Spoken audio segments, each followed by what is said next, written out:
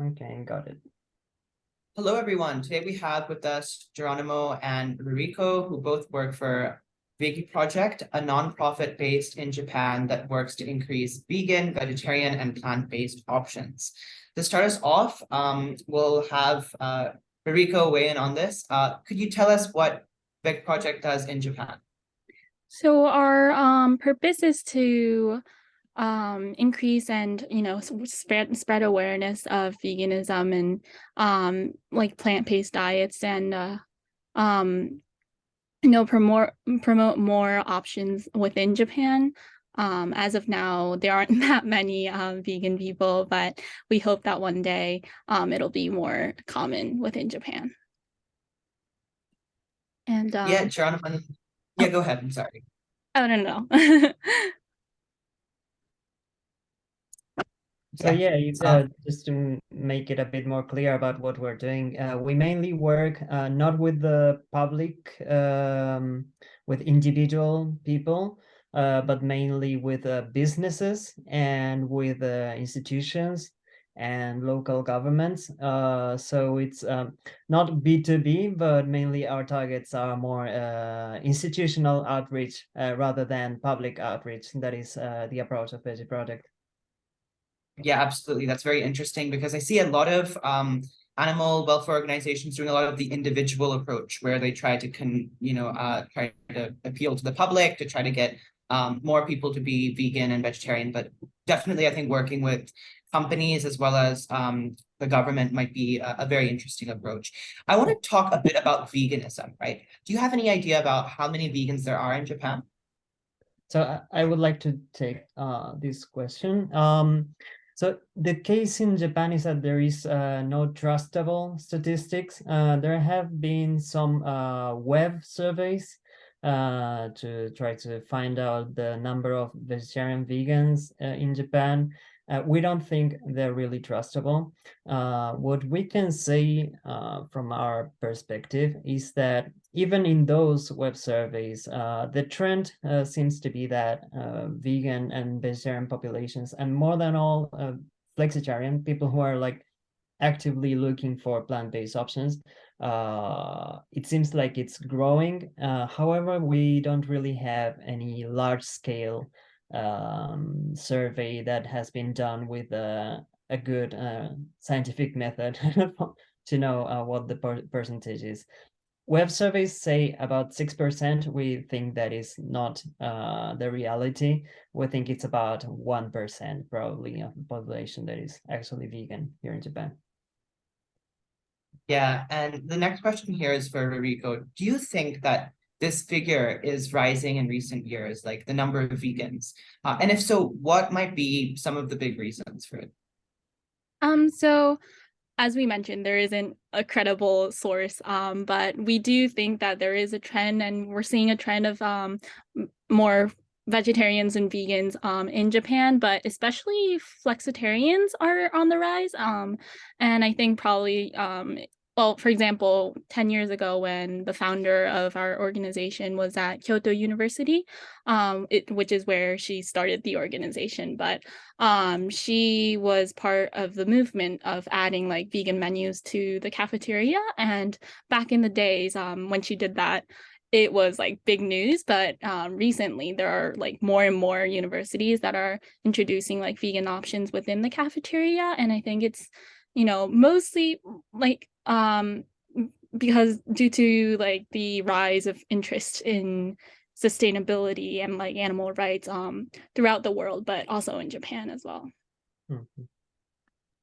Yeah, and do you think that this trend in a rise in veganism and flexitarianism, as you would say, occurs mainly among younger people in Japan? Because that's usually how this trend plays out in other countries, I think. Yeah, I'd say so. Our main focus is convincing and promoting veganism and plant-based diets amongst the younger generation. And we do a lot of, as you mentioned in the questions that you've shared with us, we do a lot of seminars and events at universities around Japan. Yeah, and this one's for Geronimo, but I see that you do, like, as you pointed out right now, give a lot of seminars and talks. Uh, how effective is this in actually getting people to be vegan or vegetarian? Do you like see, a few people changing, or how does the response generally look like from people? Before answering to that, I would like to clarify. It's not that we only work with universities and doing seminars directly for students. Actually, our main approach at VegeProject is to create vegan options. I think that this is the most impactful activity that we're doing, and I would like to explain why. In the US, to say go vegan is something that you can easily do. You say, okay, I want to go vegan. Then I go to the supermarket, and instead of buying a meat burger, I can just buy, I don't know, a plant-based burger because they're selling it. In Japan, to say go vegan is to say stop buying processed foods because there are no options available. So it becomes a very radical claim, so I think that what VegeProject is doing, that by increasing the number of plant-based options and making it easier for people to have plant-based options in their daily lives, we're making the claim of animal rights and the claim for going plant-based for the environment and all those kind of claims that we would like to do on a more ethical basis. We're making it less radical. So I think that is the most impactful part of our work. Concerning what you said about the seminars at universities, we think it's very important to work with the younger generations because they are going to be the ones supporting the markets for plant-based products in the future, and also the ones who are going to work for an animal rights movement or an environmental movement in their years. It's very hard for the older generations who are already working at companies to think about social issues. I think it's easier to target the younger people, and it's when we target younger people, we're also making creating an opportunity for some kind of social movement that we wouldn't be able to generate by targeting older generations. So yeah, I think it's impactful in many ways what we're doing at VegeProject. Yeah, and before we talk more about what VegeProject does, I have a question about Japan and farmed animal welfare there. So what I've read is that there's a limited amount of land that's available for grazing. So most animals have to be placed under factory farms where they're confined heavily. Do you think that this is the reason why it's often hard to get rid of factory farms? Because there's a lot of advocacy that says that we should, and instead we're promoting things like veganism in Japan, right? As opposed to directly trying to take on factory farming. Mm-hmm. Yeah, we'll have both of your perspectives on this. Okay. So yeah, so you're saying the amount of land available for farming is reduced, so that leads to factory farming being primary in Japan. I think that might have something to do with it. I feel that the Japanese people don't really care about animal welfare. It's not an issue that is largely acknowledged in Japan, and that also influences in the lack of non-factory farming options nationally. Of course, I think, yeah, that what you mentioned also must play a part. But I remember these in survey by the Animal Rights Center Japan, that is an animal rights organization in Japan. I think it was this year, in which they asked people whether they even knew they had ever heard of the word animal welfare, and more than 90% of the people, I think, they replied that they didn't know what animal welfare meant. So that is, I don't think people would reply like that in the US or in Europe. So those kind of differences are also part of the reason for which factory farming is not going to disappear pretty soon here in Japan. I think that has a large role in it. What do you think, Ririko? Yeah, to add on to that, like we believe that just because we heavily rely on factory farming doesn't necessarily mean that we shouldn't promote veganism or plant-based diets, because obviously there are problems with animal welfare within the factory farming system. And I'm not sure if you know, but I think it was 3 years ago, there was this like big scandal with the Ministry of Agriculture and this big meat packing company called Akita Foods. And so it was this like whole situation where there was like bribery going on because they were trying to promote animal welfare within the Ministry of Agriculture, but you know the meat packing company didn't want that, and so yeah, it was a whole big scandal. And but back then no one knew what animal welfare was, and you know after that it made me want to promote veganism and animal welfare much more in Japan. Yeah, and one thing I wanted to, kind of weigh in on is when we were talking about the approach that VegeProject uses, which is it talks more with companies and governments as opposed to going out to individuals. Is there also a cultural element that plays into consideration here, which is that in Japan, it's harder to, oppose an institution or to speak out or to say that something is wrong, and more easier to say things like, here is some plant-based food that you should consider trying. I would like to talk from the point of view of a Western person who's been living here for about 10 years. I'm actually from South America. South Americans are very, how I say, energetic about social movements. We do a lot of protests. We discuss a lot. And we have this culture of actually discussing with friends, having different points of views and saying, I think like this, you think like that. Why? Who has a better point in this argument, and that doesn't make you enemies with other people. But what I feel like this is personal experience. I'm not really sure if it can be said about all Japan, but what I feel about Japanese people is that there is an importance in avoiding conflict with other people. It is very easy to say, for example, plant-based options are better for the environment, for example.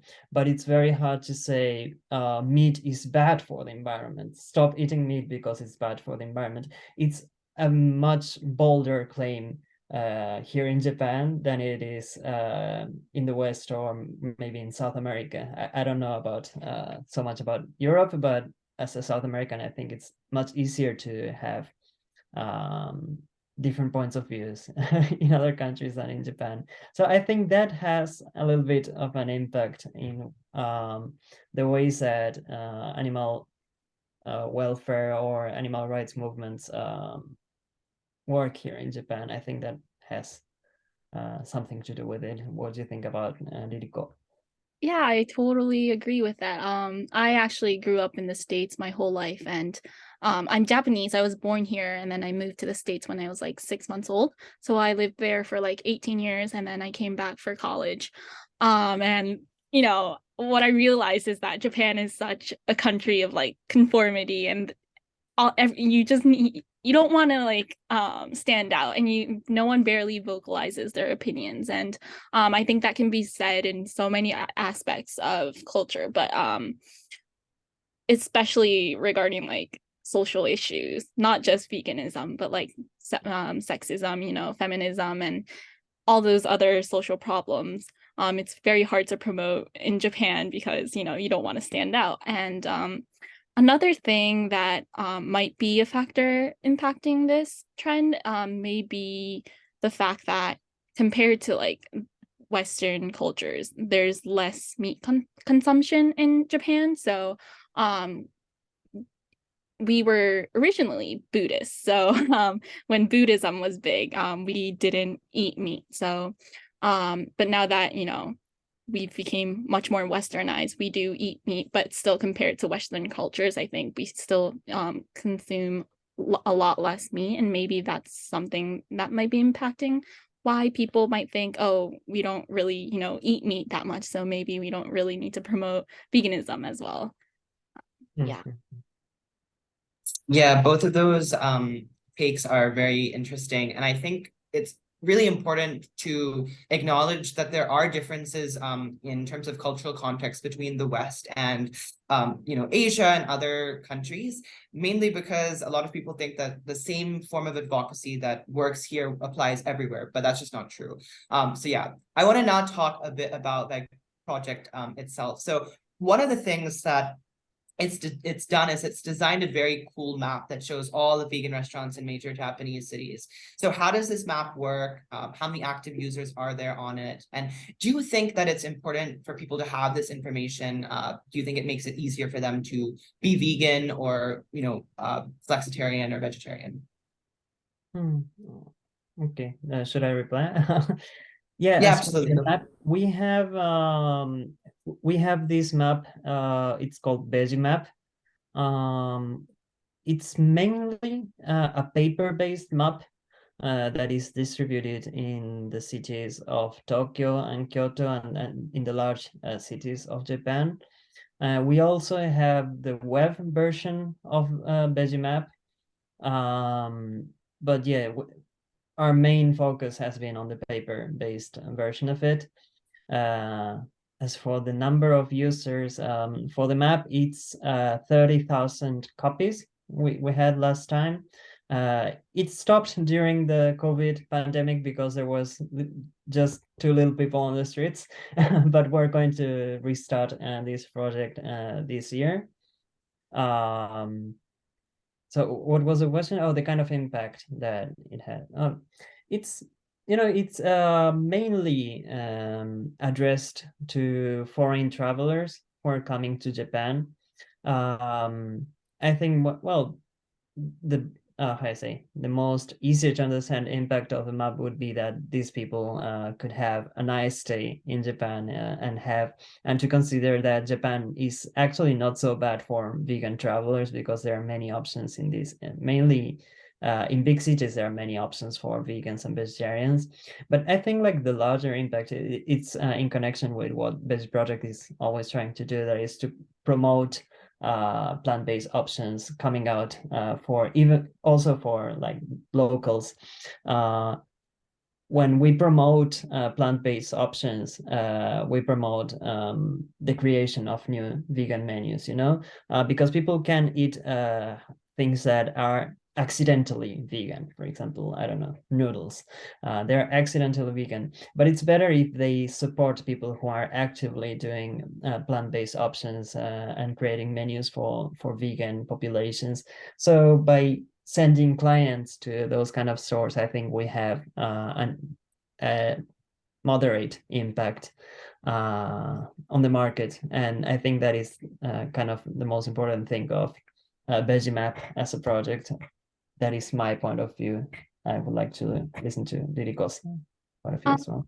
From my personal perspective, I used to use VegeMap like way before I joined VegeProject as an intern. And back when I first moved to Japan, I was just like very overwhelmed. Like it was very difficult to find vegan options within Japan. And when I found out about VegeProject, I found it very convenient. And so yeah, even as a local, even though it's targeted towards foreign tourists and travelers, I think it's very useful for local Japanese vegan people as well. Yeah, and I would love to have something like this in India and all over the world. And I think one of the biggest advantages of this is, as I think Jeronimo pointed out, which is just the ability to connect these businesses that are doing things to promote veganism by actually putting out these plant-based products to consumers. And so it makes it so much easier for them to, even do this, because the market is very small. There aren't too many vegans or vegetarians or flexitarians, but for just even the small number that there are, like being able to connect them can, I think, make a huge impact, actually being able to tap that niche market. So you also do a lot of work in convincing companies to push out plant-based products. And I think that's very interesting. So could you tell us how you do this? Do you sit down and talk to them about it? Do you like try to convince them, give them options? How does it work? Well, many times companies will come to us with a very vague idea, like, okay, I've heard this word vegan, and we saw that you have this vegan nonprofit. I would like to listen a little bit more about it. And sometimes, many times, we have to start by explaining like what is vegan. Because in Japan, it's not like in the US or in Europe. I don't know India what it's like, but many people have never heard of the word vegan, and they say, okay, this is kind of trending, but what is it? So the first thing that we do is to explain, okay, vegan is this kind of lifestyle. And then we go into the details. Okay, veganism is important from this point of view. It's also for the animals, for health, for the environment. And then we try to get companies interested in the concept. Many times creating a vegan product can become a good presentation for a company, or it can become a way of them doing their CSR activities, like social responsibility activities. So we try to introduce them into the real meaning of doing something vegan as a company. And then we guide them throughout the whole process of making vegan products. It might be either from deciding which kind of ingredients can be used and cannot be used as suitable for vegans. We also help them doing, for example, interviews with vegans to see which kind of products would be good accepted by plant-based consumers. We also help them, for example, promote the products that they have already launched. So we try to support them in every kind of possible way in order to have more and better products here in Japan. I think that is kind of a summary of what we try to do with companies. And yeah, and like companies are kind of partners with us. They kind of get to feel like, okay, we want to expand this trend.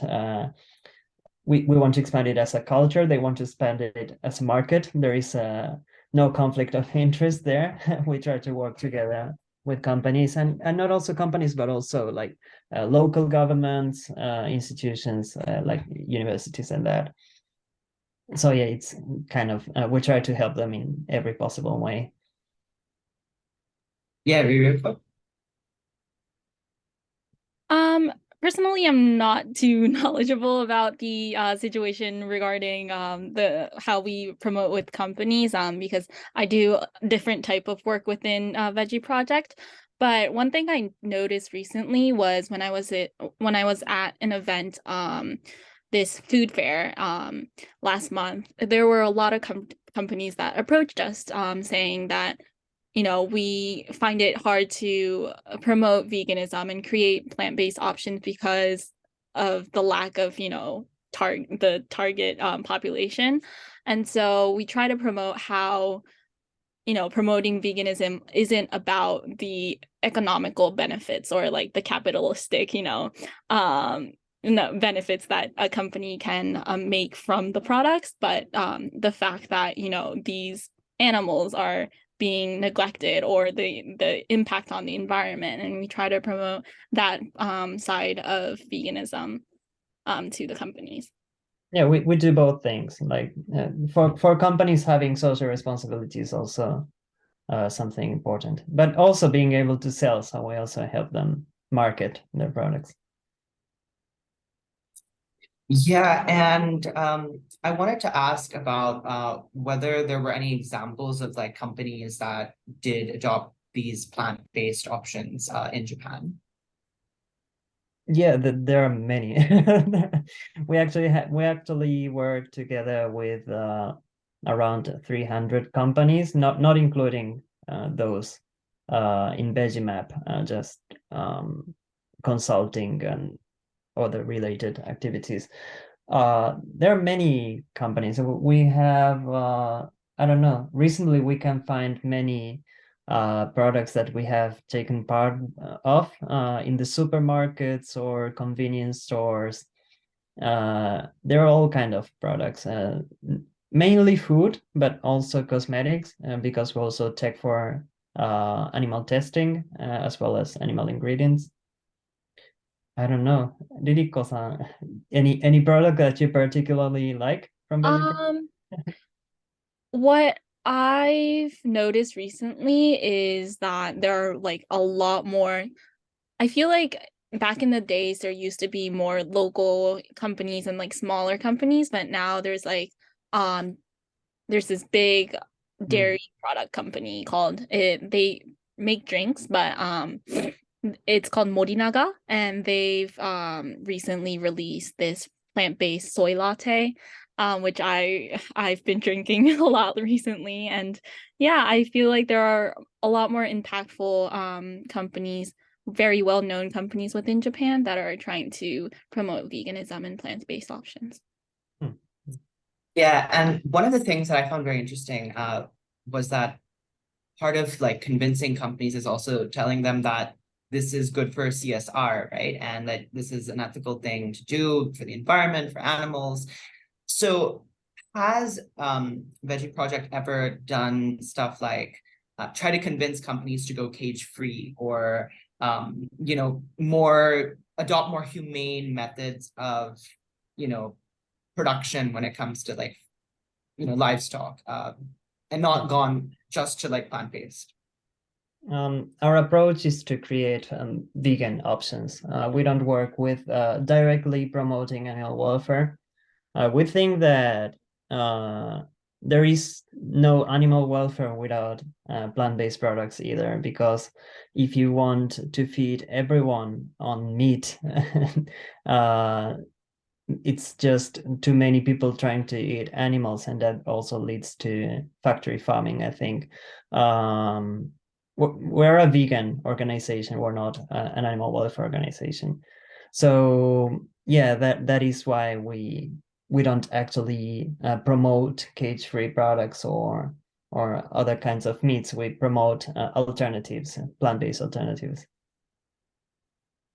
Yeah, that makes a lot of sense.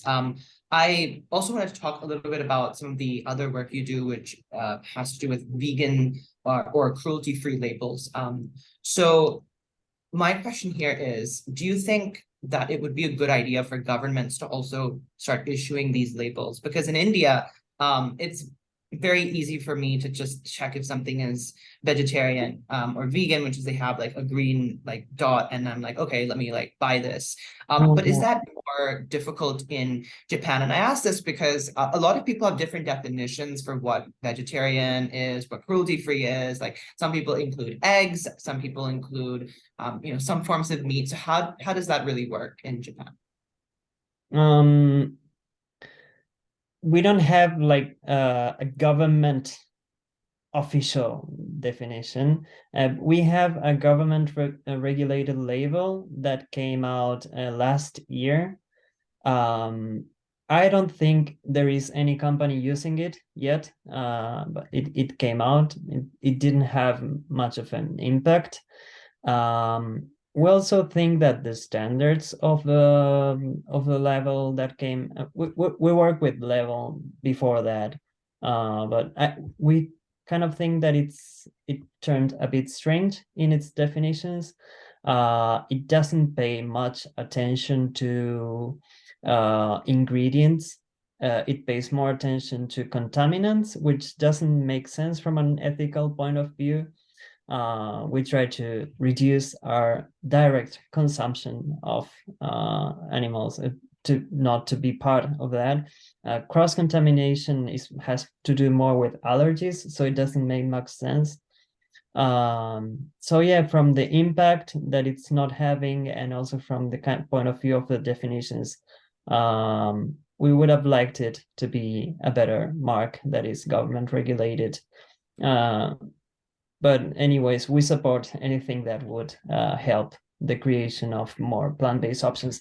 But yeah, in the case of Japan, it didn't go much well, or at least for the time being. I'm not really sure about India.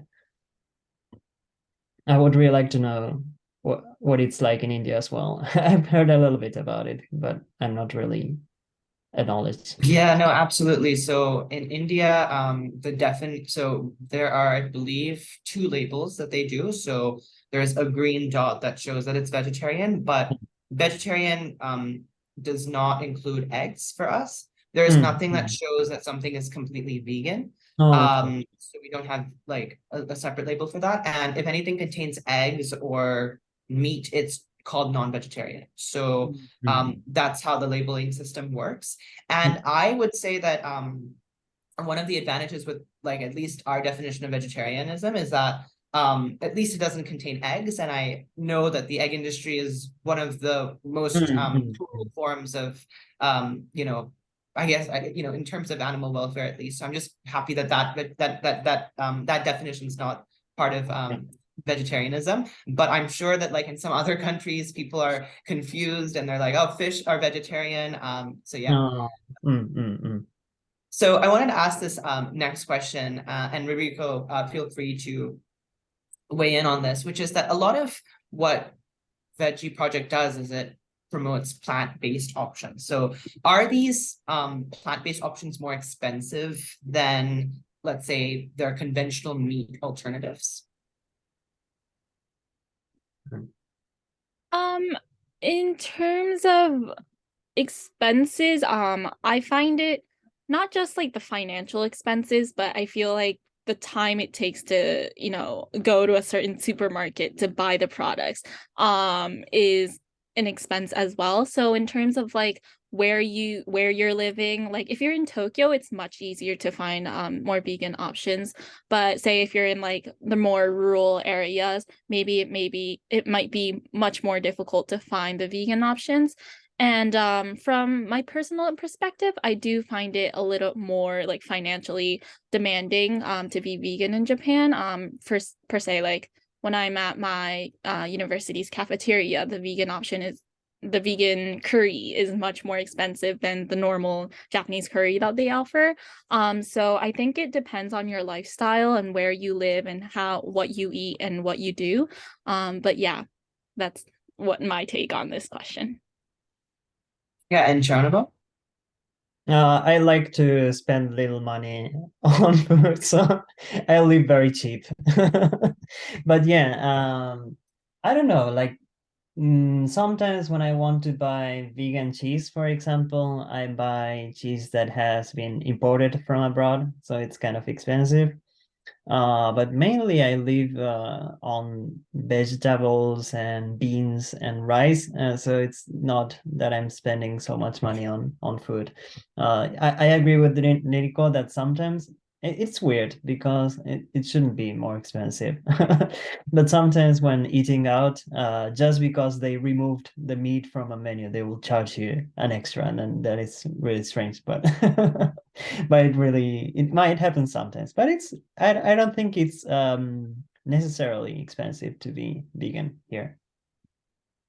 Yeah, absolutely. And I think that with the work that VegeProject does and trying to get more companies to, you know, sell, you know, vegan, plant-based options, just supply and demand will maybe bring, you know, prices down, hopefully. And I think also, as I think Ririko pointed out, the difficulty in finding some of these options also is an expense. And so that is also something that I think may reduce into the future. And I can't wait to see that happen one day. And so that begs the question of what, you know, future plans and projects does VegeProject have about making sure that we have more plant-based options? Oh, sorry, what was that a question? Yeah, what are the future plans? What are our plans to make it more accessible? Would that be correct? Yeah. Yeah, I mean, we're creating many kind of options. Some of the products that we help develop are very expensive. Some of them are really cheap. We like to have a little bit of everything for everyone.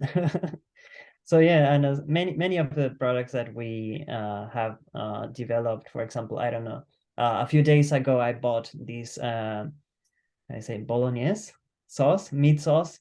with soy meat, like plant-based meat sauce, in the supermarket. That it's a product that we helped develop, and it was super cheap, for a cheap lunch, just putting that, you know, meat sauce on my pasta. So we made that possible for people to get cheap products at supermarkets and not having to spend, I don't know, it's made at a very large scale by large companies. So it's some of them are really cheap. Some are made by smaller companies with a premium, because they have very good quality. I sometimes want to buy those things. So we create different options for different kind of lifestyles. That's what we try to do. Yeah, our main focus is to promote veganism within Japan, given the fact that, you know, the public interest in veganism is very low compared to other countries. And so our main goal is to continue working within Japan and, you know, promoting and creating more vegan options here. Yeah, and before we move on to like questions about the both of you, I wanted to ask something about you know, the government here in Japan, right? And I think Ririko mentioned I think a scandal that involved I think lobbying and a lot of anger against animal welfare as a result. So how willing is the government to act in these cases? Because I'm sure that there are a lot of benefits in more plant-based options, veganism, vegetarianism for the environment, for instance, maybe not necessarily for animals. Do you think it's possible for the government to like subsidize plant-based meat or take more active efforts in promoting, you know, vegetarianism and veganism? I don't know. The government subsidizes the meat and milk industries. I don't know if they would be subsidizing plant-based options. And what do you think about it? Yeah. Even if they were to, I think it would be more of a sustainable, like environmental approach rather than like animal welfare and veganism. But I feel like rather than like the federal government, it's more, you know, common within like local governments and municipals. Like for example, maybe last month or 2 months ago, we worked on this project of creating like something similar to VegeMap, but a Tokyo restaurant and cafe guide and it was something that we did in collaboration with a local government. And so I think there are projects like that, but as of now, I don't think like the federal government would subsidize veganism and like plant-based options. Local governments are actually like promoting plant-based options, but I don't think that subsidize is the way that they would be promoting it. They're doing other things like the project mentioned by Ririko. Yeah, that kind of support we are receiving from the governments. Yeah, so local governments seem to be doing a lot, and I think you know, the point you just raised about like the federal government subsidizing you know, meat and dairy makes it even harder to do a lot of the work you're doing, because you'd have to compete with the very cheap prices of meat and say, you know, here is something that is expensive, but you should still do it. So I think a lot of it also just requires getting people to agree to make that shift and changing people's minds. So yeah, that's a lot about you know, veganism, about VegeProject. I'm very excited about what it's doing and what it's going to be able to achieve. And I think now is the time to talk a little bit about the both of you. So we'll start with Jeronimo. What got you started to work for animal welfare? What's your personal journey? Like going all the way back, it was in middle school, you say, around 15 years old. I don't know what kind of school is that. I think it's middle school. I had one classmate, we were very good friends, and she was vegan, and I thought it was cool. I didn't understand what it was necessary or anything. I just thought, okay, this sounds cool. So first I tried to do it with her just because it sounded kind of interesting and something new to try. And while I was doing it, I started to learn to get myself informed, like, okay, why are we doing this, you know? Why is it, I kind of know that animals suffer, so we shouldn't eat them, but what is it about, you know? And I saw movies such as Earthlings or Conspiracy and all those major vegan films, so I started to get myself informed, and then I could go back. That was my journey. And then I was doing activism in Argentina. Um, but you know, there are many activists in Argentina, and I also happened to speak Japanese, so I thought maybe I could kind of bring this movement to Japan. I actually thought that when I came here.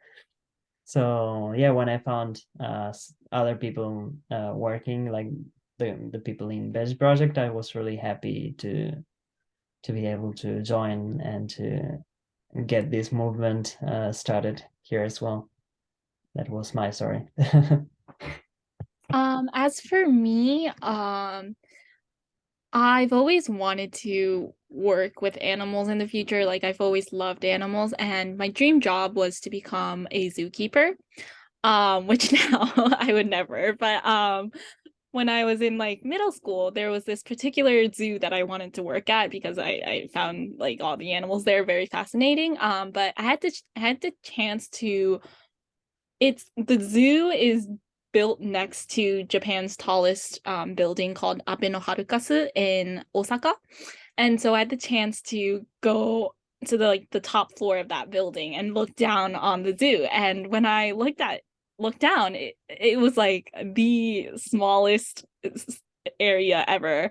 And that really was so mind-blowing to me. And I think that was a very big turning point, and I started to question like the existence of zoos and how inhumane they are. And I think for my final year of high school, there was this project that I had to work on, and we work on it for a year, and we research on a topic that we of our own choice, and we have to present and write a research paper and all. And my topic was we should abolish zoos because they're inhumane. And as I did that research, I got convinced that I should become vegan. And so when I entered college, I decided to go vegan because I started to live by myself. So, you know, my family isn't vegan at all. So yeah, that's how I became vegan.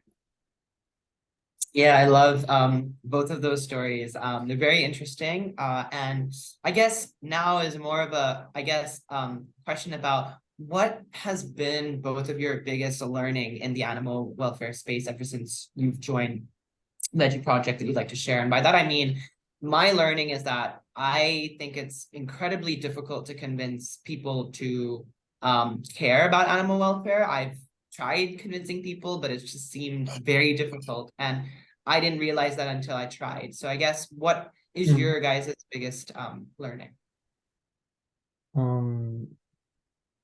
Yeah, this time Ririko go first. Okay. I'll go first then.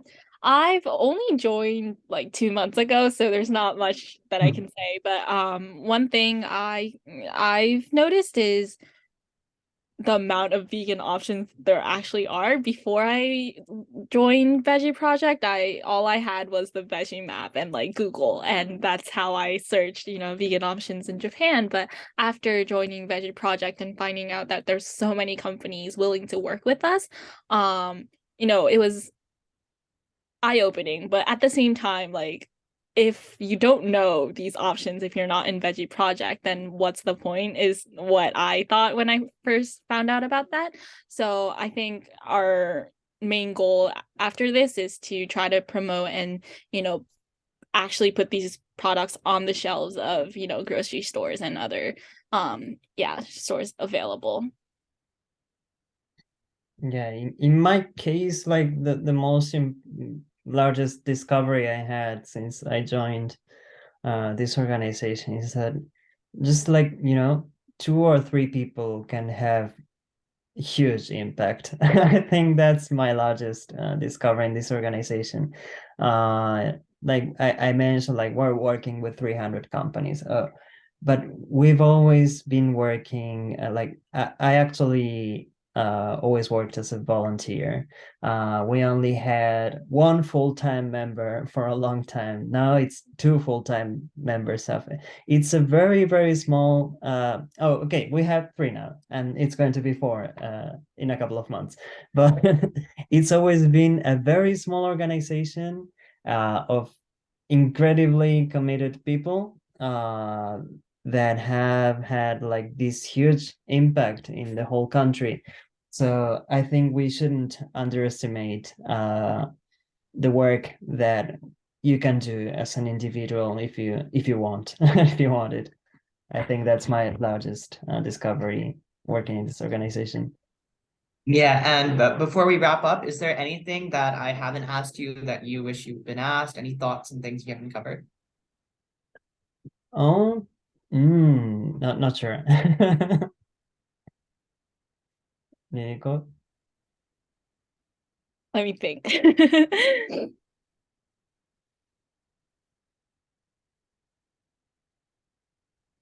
Hmm. There's think nothing that pops in mind as of now, but maybe later I can shoot you an email or something. Yeah, Yeah. absolutely. And yeah, Geronimo, you were saying?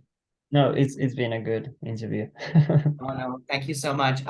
Yeah, so thank you to the both of you for joining. I really enjoyed this conversation, and just getting to know about how this actually looks like in Japan is amazing. I think it's important that more people know that things are different in different countries. And I'm also really inspired by the both of you and what you do at VegeProject. And yeah, thank you so much for all that you do for animals. And I hope to someday get to meet and carry forward our conversation. Sure. Please come to Japan. Yeah. I might go to India sometime. So, is it okay if I stop the recording?